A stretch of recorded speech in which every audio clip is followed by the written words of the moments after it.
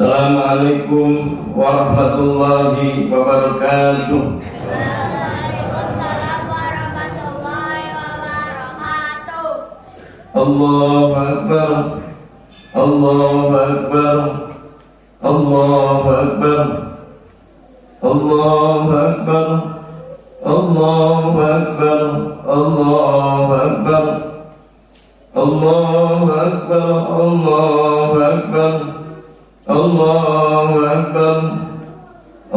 Akbar kabira walhamdulillahi katsira wa subhanallahi bukratan wa asila. La ilaha illallah wallahu akbar, Allahu akbar walillahil hamd. Alhamdulillahilladzi faddala ashra dzil hijjah bitadhifil ujuril ibadat. Faman kana kharaja min baitihi ila syira'il udhiyati kana lahu bi kulli khatwatin ashru hasanat wa muhiya anhu ashru sayyi'at. Asyhadu an la ilaha illallah wahdahu la syarika lahul mujibul muhdimul makhluqat wa asyhadu anna sayyidana Muhammadan abduhu rabbaba ummatahu fil udhiyati wa a'malis salihat. Allahumma fasalli wa sallim ala sayyidina Muhammadin Sayyidi Sadat wa ala alihi wa sahbihi makhtalafatil ayyam wa sa'at. Amma ba'du, faya ibadallahi ittaqullaha ta'ala wa'lamu anna syahrakum hadha syahrun azim syara'a fil udhiyati rahmatan li'ibadihil muhibbina fil qurbat fanharuha wa'tanimu jami'a fadailiha qabla al-fawat. Allahu Akbar, Allahu Akbar, Allahu Akbar. Hadirin hadirat jemaah salat Idul Adha rahimakumullah. Di pagi hari yang syakral dan hikmat ini diiringi alunan takbir, tahmid dan tahlil menggema di seantero jagat raya sepanjang malam tadi hingga pagi hari ini.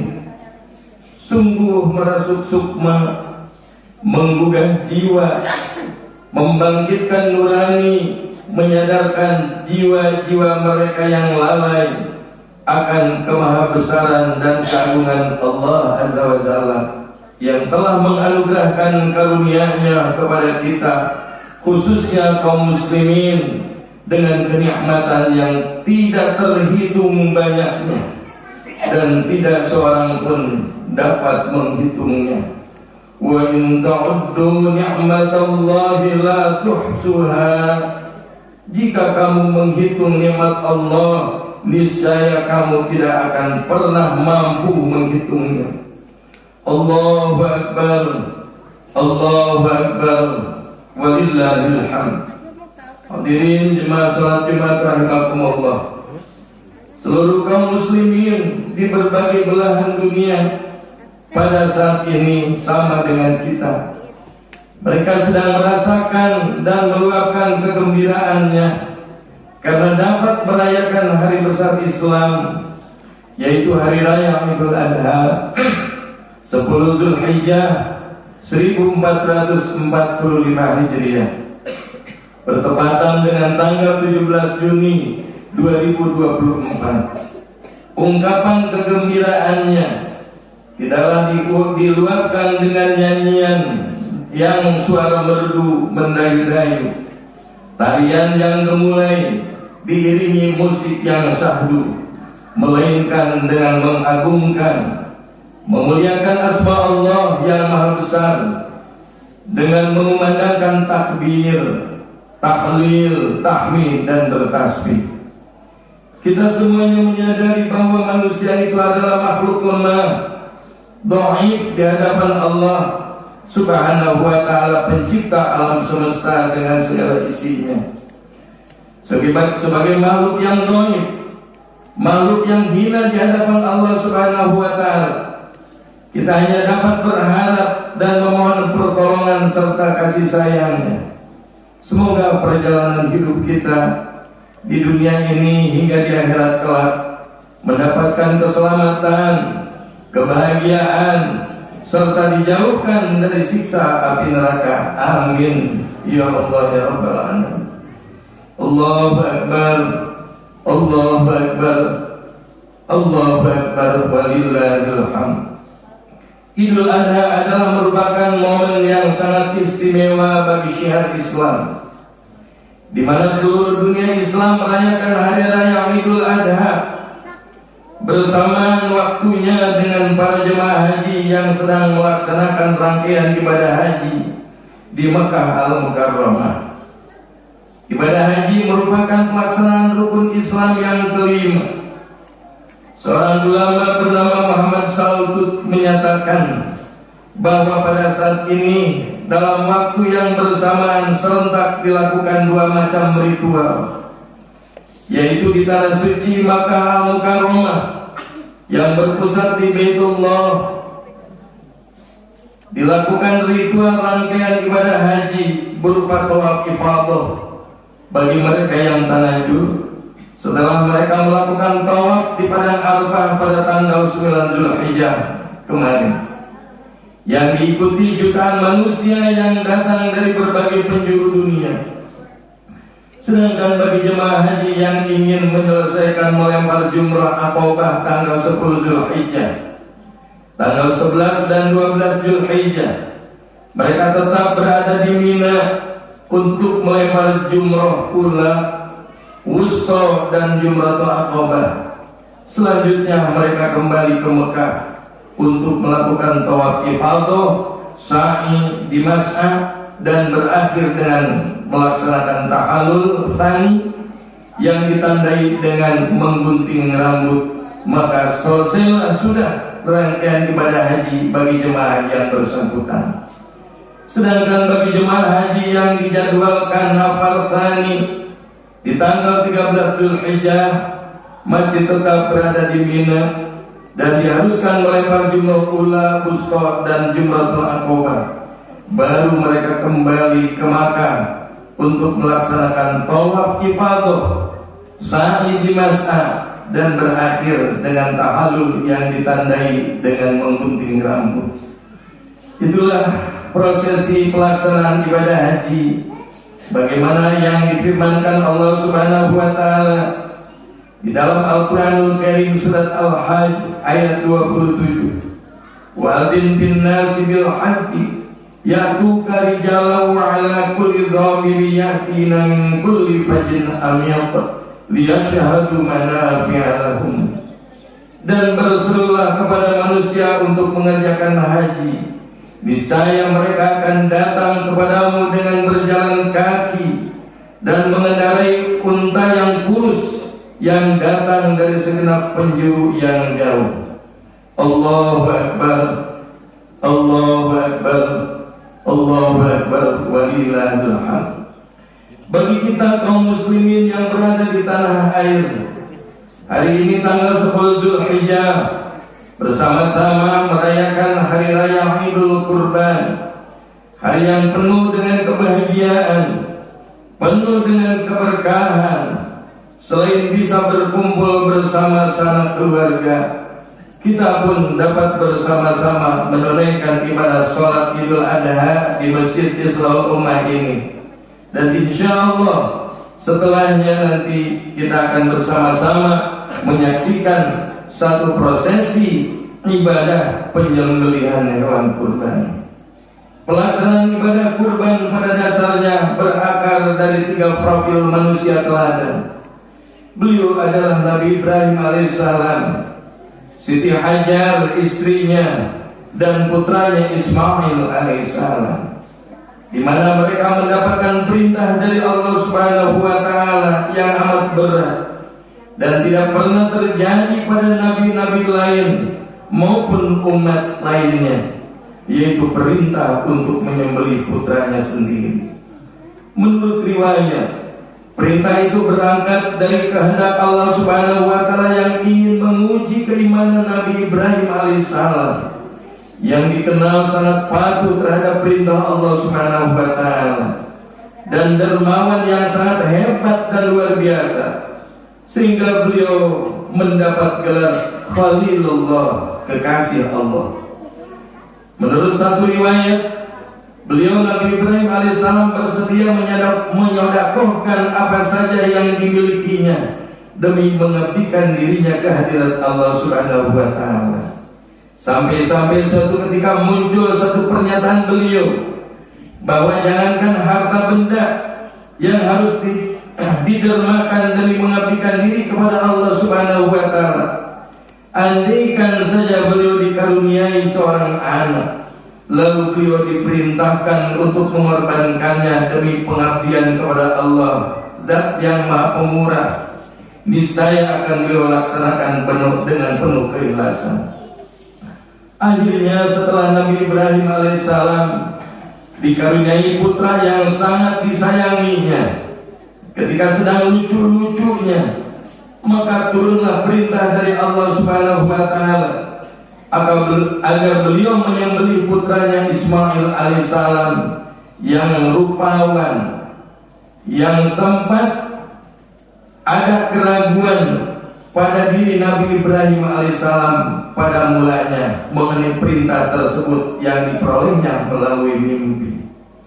Namun setelah yakin bahwa perintah itu nyata datangnya dari Allah Subhanahu wa Ta'ala, akhirnya dilaksanakan dengan mantap dan penuh kepasrahan jiwa kepada Allah Subhanahu wa Ta'ala, yang pada akhirnya Allah Subhanahu wa Ta'ala menebus Ismail, yakni menggantinya dengan seekor sembelihan dari surga, sebagaimana disebutkan Allah Subhanahu wa Ta'ala di dalam Al-Qur'anul Karim surat As-Saffat ayat 103 sampai ayat 108. Falamma aslama wa tallahu lil jabin wa nadainahu ayya Ibrahim qad sadaqta ru'ya inna kadzalika najzil muhsinin inna hadza lawal bala'ul mubin fadainahu bidhabhin 'adzim wa tarakna 'alaihi fil akhirin.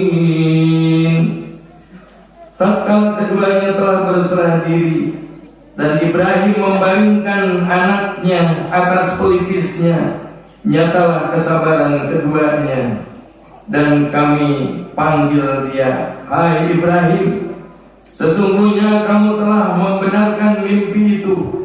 Sesungguhnya demikianlah kami memberi balasan kepada orang-orang yang berbuat baik.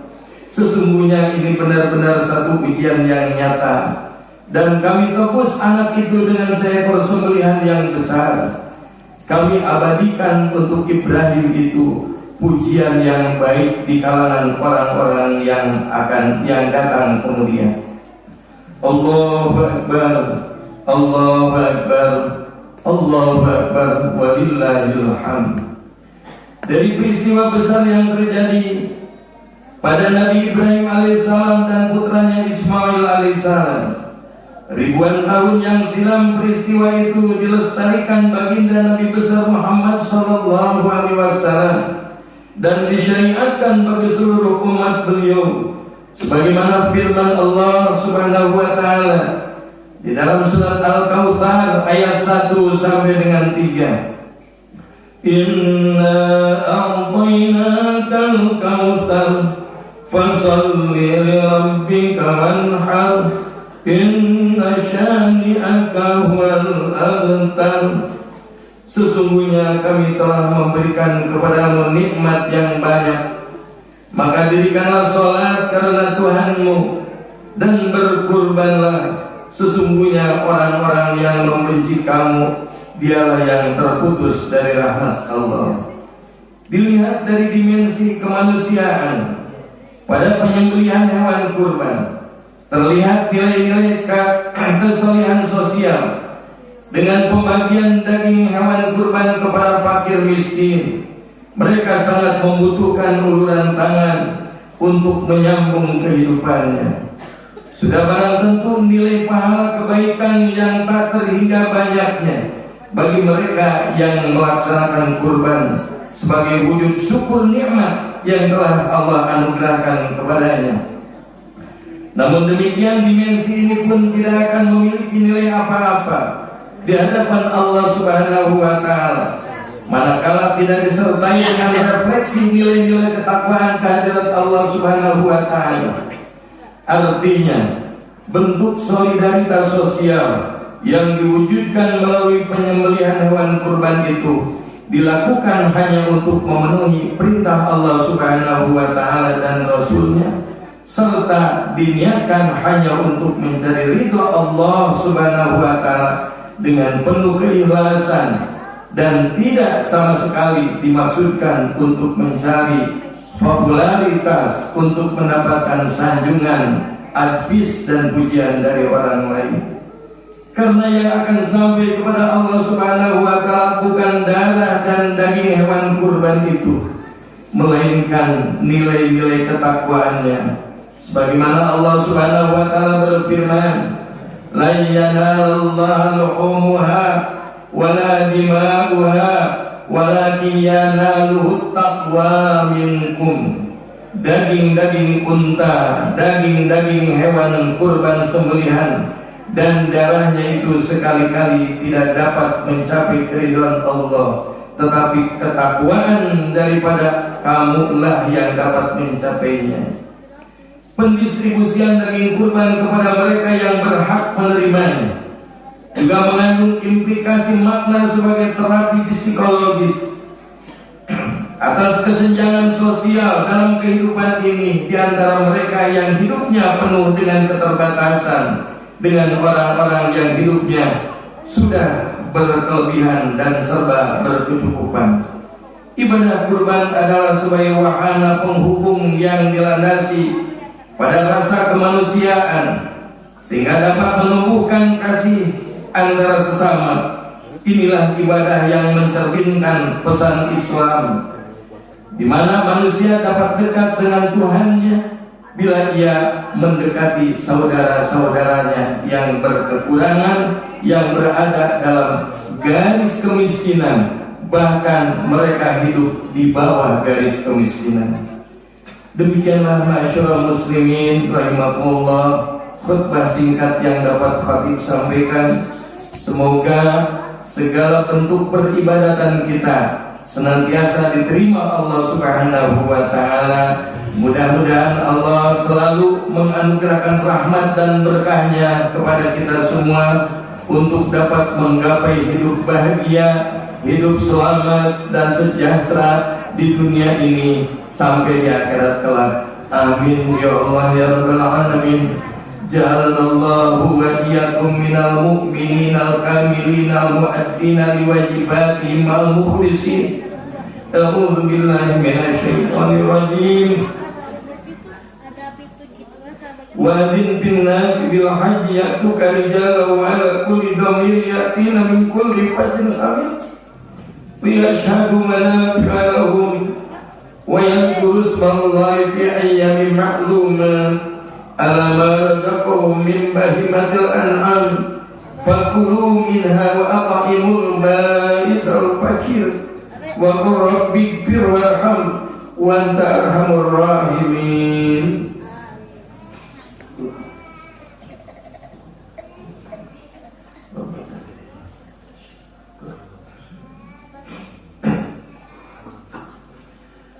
Allahu Akbar, Allahu Akbar, Allahu Akbar, Allahu Akbar, Allahu Akbar, Allahu Akbar, Allahu Akbar, Allahu Akbar kabira, alhamdulillahi katsira, wa subhanallahi bukratan wa asila. La ilaha illallah wallahu akbar, Allahu akbar walillahil hamd. Alhamdulillah ala ihsani wa syukru ala taufiqi wa syukru lahu ala taufiqati wa amtinani. Wa asyhadu an la ilaha illallah wahdahu la syarika lahu ta'zima li sya'nihi. Wa asyhadu anna Muhammadan abduhu wa rasuluhu da'i ila ridwani.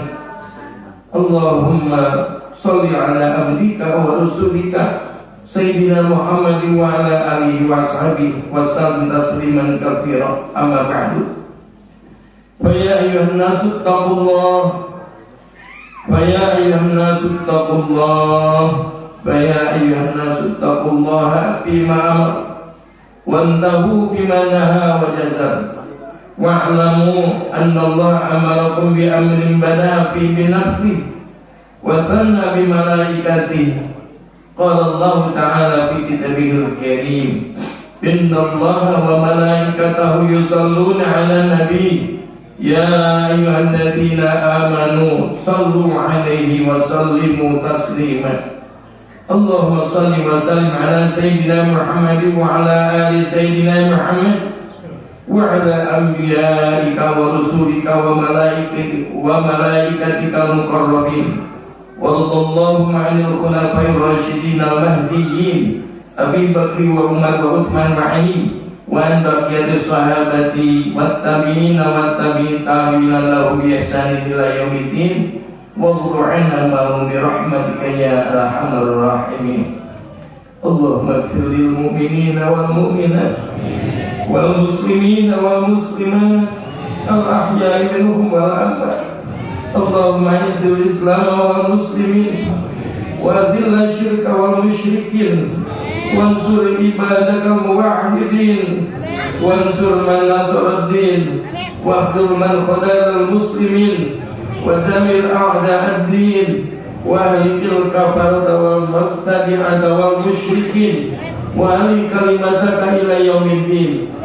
اللهم أعز الإسلام والمسلمين وانصر الإسلام والمجاهدين واهلك الكافرين بالكافرين واسكن الظالمين بالظالمين واخرجنا من بينهم سالمين وارزقنا جميعا حسن الخاتمة برحمتك يا أرحم الراحمين. اللهم ادفعنا البلاء والوباء والربا والزنا والزلازل والمحن وسوء الفتن ما ظهر منها وما بطن عن بلادنا إندونيسيا خاصة وسائر بلدان المسلمين فلسطين خصوصا والبلدان يا رب العالمين.